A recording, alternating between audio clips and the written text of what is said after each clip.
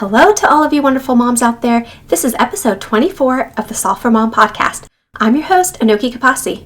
I just want to take a moment and recognize the fact that we moms are busy, super overwhelmed, and sometimes it feels like we're just stuck in this loop of our daily demands. And so that's why when the matter of personal growth pops up, it can sort of feel like a luxury. But I want to make the case today that the reality is that personal growth is a necessity for us. Look, if you're listening to this podcast, then you're the kind of person who constantly wants to get better at your craft. You're ambitious and you place a huge emphasis on education. You research things, you like to be well informed, and you're constantly looking for those nuggets of wisdom and to make wise choices in your life. And so I also know how hard you work to strive and hit your goals. So in today's episode, we're not just talking about why personal growth is important for us moms, but I'm going to do something even better. I'm going to give you my stepwise playbook for self-growth as the busy mom that I am, pursuing multiple passion projects. You're going to see how, even as a work-at-home mom, or being busy in your homeschool, or running a small business, it is not only possible, but imperative that we think about continually bettering ourselves. And you're probably going to want to take notes because today's episode is going to be jam-packed with tactical advice. Welcome to the Solve for Mom podcast. Do you love spending family time together every day but realize that your own interests have fallen to the wayside? Do you have a long list of things you wish to learn but you're so tired from trying to balance it all on your own and frustrated from not planning ahead to make it happen? Have you been mom for so long that you've lost track of who you are as an individual? Hi, I'm Anoki. I'm a PhD biomedical researcher, homeschooling mom, and life coach. I too poured myself into being a mom and thought I had to stop doing the things that I love to do. I was struggling to make time for myself, had lost my sense of direction, and kept second guessing myself. I wanted to take back control of my purpose and passions. But I kept telling myself there'll be plenty of time for that later. Until I did what was natural to me. Using the methods of a scientist, I created plans to prioritize my values, organize my time, and take action towards my goals. If you're ready to go questing for your purpose, level up your learning, and confidently pursue your passions while still being the awesome mama that you are, you're in the right place. In this complex equation we call life, it's time to sharpen our pencils and our minds and solve for mom. I was one of those kids growing up that loved everything about school. See, I grew up in Singapore and I went to a very unique school. I had the best teachers and the kind of school environment that made education feel like an adventure, and that really did translate into my academic pursuits as an adult as well. But despite all of that, no one actually ever taught me about personal growth. Not in school, not in college, not even during my PhD. It wasn't until I became a mom that I started asking, well, how do I actually grow as a person? Not just doing well like in the classroom or in my career. I mean, what does it mean to grow as a person? Until then, I basically was applying this binary standard to everything. I was either a good friend or not. I was a good mom or not. I was being healthy or not. But after I became a mom, I noticed that I was intentionally shifting my goals. And in the process, I also shifted my thinking on how I could be a better person. You know, a better mom, a better friend, a better neighbor. How I could improve my health or start a new hobby. I wanted to grow my identity independent of all the various things that I took on during my daily living. And so I started to take on this holistic view of who I was and wanting to become a better person all around.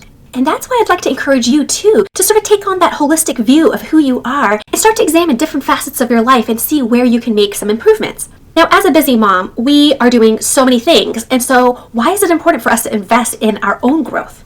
Well, first of all, I find that when I improve one part of my life, all parts of my life benefit. And actually, the more hats you wear, the busier you are, the more important personal growth is. I'm sure you're going to find that often your day is about everyone else. Or there might be a lot of monotony in, let's say, doing house chores or driving the kids everywhere and doing all that mundane stuff at home. When you're also considering personal development, you start to regain purpose and joy because personal growth is first and foremost something that you do for yourself. Although yes, others in your orbit will benefit as well. When I continue on my personal growth journey, I'm able to reframe my mindset. For example, I find that my mood changes. It's easier for me to feel joy and I get these tingles of excitement that I'm looking forward to the next thing, this sort of spark of excitement, where I can't wait to get back into the garden or get lost in the book that I'm reading. And there's a good reason for this. Our brains thrive on novelty and actually need to be challenged sometimes. So learning new things actually improves our neuroplasticity. And that then reshapes our emotional responses and even bolsters our positive thinking. I mean, it's so fascinating, guys. When we're learning, the neurons in our brain start firing and forming all these connections. And the more that the neurons fire, the stronger those connections become, and so does our ability to recall that information. And so to reinforce that, our neurons release the neurotransmitter dopamine. You're probably familiar with it. It's a chemical that's released when we're sort of rewarding our own behavior. And the reason it's out there, it kind of has a pleasure feeling because it's our brain's way of saying, hey, we want you to do that again. We're going to motivate you to do that again because you liked how this felt. And so we quite literally improve our emotions when we learn. When I'm working on personal growth, my outlook also changes. I start to feel more confident and I see myself as ambitious, and I even look forward to that next step in my journey. I start to seek out inspiring people and put myself in positions of opportunity. And so while I sometimes can feel like I'm being ignored or I'm losing myself in all of my mom life duties, when I'm on a personal growth journey, I start to feel aligned with my purpose. I mean, personal growth is the antidote to identity crisis as a mom. And so knowing you have lots of goals that you want to try to pursue, and maybe you don't know where to begin. I'm now going to share my practical playbook for you to use on your self-growth journey. And it's going to work for you because it factors in all that nuance and the realities of being a busy mom. So the first step is to have a personal growth plan. I know, shocker, me talking about plans. But maybe you've never heard of a personal growth plan. Well, you can think of it as a strategic roadmap for your self-improvement. It's similar to how businesses have a strategic plan. It's going to describe your vision. You're going to identify your passions, skills, strengths, and weaknesses. It kind of formalizes your branding, and it functions to help you stay on track.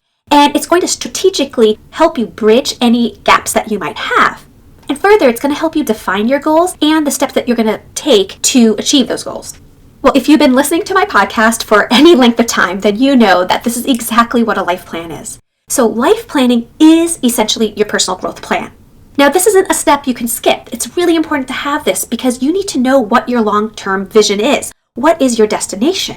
By clarifying that vision for the next 1, 5, 10 years down the road, it also allows you to anchor all your goals directly with your core values and your current set of priorities. So basically, a life plan is going to help you increase your self-awareness of where you are right now in your personal growth journey. And then you're going to be able to articulate the best steps to making your dream, your vision, a reality. And as I mentioned before, it's also going to help you stay on track, even with a chaotic schedule.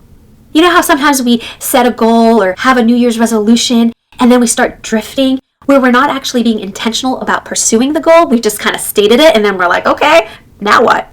Through life planning and having this personal growth plan, you will never have to worry about that because you literally have a map for your journey. So if this is something you're interested in and you want to get started with your self-growth, then this is exactly what we do in my one-on-one Balanced Mom coaching program. I'd love to work with you when you connect with me using the link in the show notes below. So the next thing you need to do is to figure out which part of your life you're going to work on.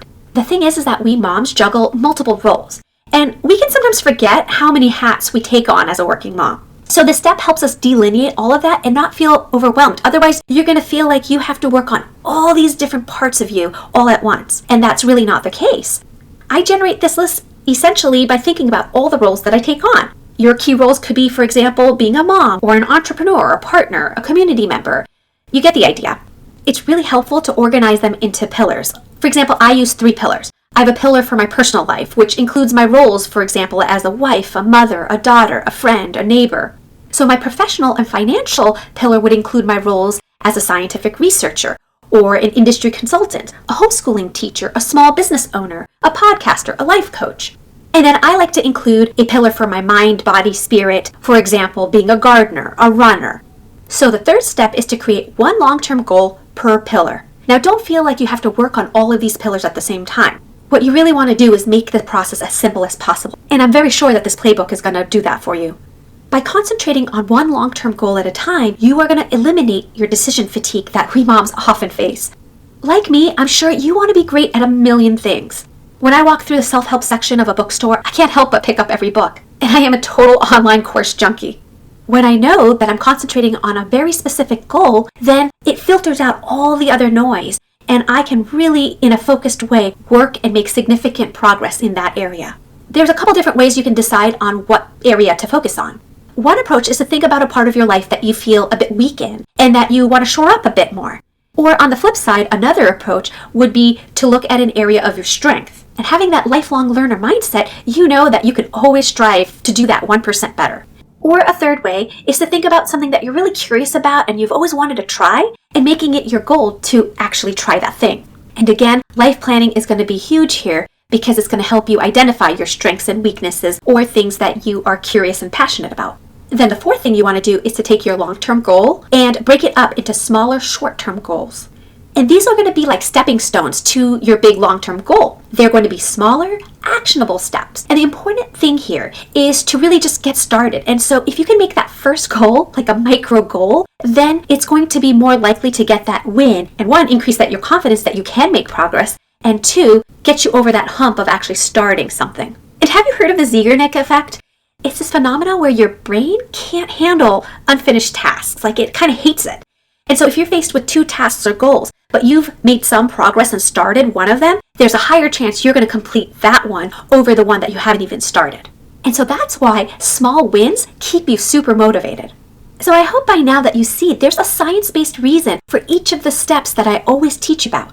So what's up next? Well, now you have to figure out what it is that you're going to need to learn in order to accomplish this goal. And usually it falls in one of these buckets. It's possible that you just need more information, and that might mean researching a bit, reading or listening or watching something. You're actively searching for information, you're consuming it, and you have a method to capture that information. Or it's possible that you are taking on a new hobby, and so you're going to have to learn new skills, something that's completely foreign to you that you're now trying to get some traction on. Or if you are pursuing a goal for something that you've already developed a foundation in, and now you just need to practice more, what you probably need at that point is to learn the more advanced stages of that skill, or learning how to increase your discipline or challenge yourself a little more. And there's one more type of learning that I think people often overlook, and that's the character building side of personal growth. For example, it's possible that you need to learn to become more disciplined, or perhaps you need to increase your work ethic and habits and showing some grit. So the natural transition to step 6 is how you are going to do your learning. It often helps to know what your learning style is, but your learning can happen through books and podcasts, courses, videos, mentors, and getting hands-on practical experience. And of course, if you look out there, there are tons of free workshops, like the one I'm going to have on March 4th, Planning Time for Success.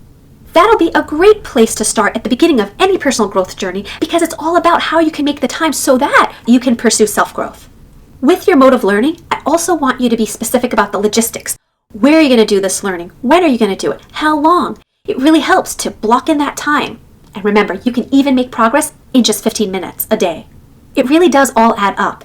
Hi ladies, I know you're here because you really want to get your life together, but it just feels so overwhelming.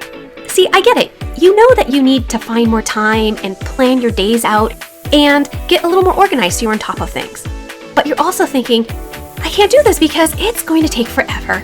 It's so complicated and I'm already drowning here, so how am I going to find the time to do more things? Listen guys, let me make this easy for you. I have a free Planning Time to Succeed workshop. I'm going to walk you through exactly how to figure out where your time is really going. We're going to align your time with your goals and actually create more room in your day for things that matter the most to you and the things that bring you joy. I promise you, no expensive planners, no digital apps with multiple logins, definitely no guilt trips for wanting more me time. Just practical step-by-step strategies that fit your life. You don't need to add more to your already full plate. What you need is to learn how to clear off your busy time clutter and make space for what actually matters. So in this workshop, we're going to do a simple time audit together to spot out what's working and what's not. I'm going to teach you how to define your version of success and set up your day to actually move toward it. And you're going to leave with clear next steps and one small action that you can take immediately to see progress. Let's just stop making our lives so much harder than it needs to be. Instead, let's use a plan that's simple, strategic, and actually doable. I would be so honored if you joined me for this live event on Tuesday, March 4th at 8 p.m. Eastern Standard Time. This is the Planning Time to Succeed workshop. Oh, and did I mention there's going to be a fun door prize? Of course, the real prize is that you're going to walk away feeling so much lighter, more confident, and ready to take back control of your days. So it's time to plan for your success. Register now using the link in the show notes and save your seat. I can't wait to hang out with you. Okay, so at this point, you know what you're going to learn, you know how you're going to learn it, and you know why you're learning it. So you actually got to do it now. This is where you have to create systems to take action. And then also, just as importantly, you have to keep taking action and follow through. These systems are things like time management systems, planning ahead, having good habits, and building in cues and forms of motivation for yourself to stay disciplined. You want to establish routines and make this new thing a part of your lifestyle. It helps to have a support structure, know how you can blend everything in with your family time. And of course, you need some sort of accountability. This could be a coach like me, a friend, a mastermind group also can help. It doesn't really matter which, as long as you know that they are going to be there to help you stay disciplined and consistent. And the final step is to track your progress. I do some daily habit tracking. I've talked about this before. I do a very simple plus-minus system. And then at the end of the week, I just quickly scan and see if I have more pluses than minuses. And then I also do monthly, quarterly, and annual reviews. And at these review times is when I look to see if I've completed any of my smaller goals and if I'm ready to move to the next. Or sometimes I'm ready to pause on my particular area of focus and switch to another one that I want to focus on. And remember, there's a lot of different ways to measure your success. We talk about that traditional metrics that are naturally built into SMART goal setting. However, remember, you might also need my Growth Up framework, which I've talked about before. And this is a way for you to track your progress and success for things that aren't necessarily quantifiable, but they still have meaning, like being a better wife, for example. At a quantitative level, I could have some sort of metric like having a date night at some regular frequency. But also, I might want to track something that's a little more emotions-based and squishy, like whether in general I tend to put my best foot forward in my interactions with my husband. And there you are. I bet your notes app is full. But if you do want a quick and dirty outline, check out the episode highlights in the show notes and also the links to all of the previous episodes that are related and go into much more detail for several of the steps in today's episode.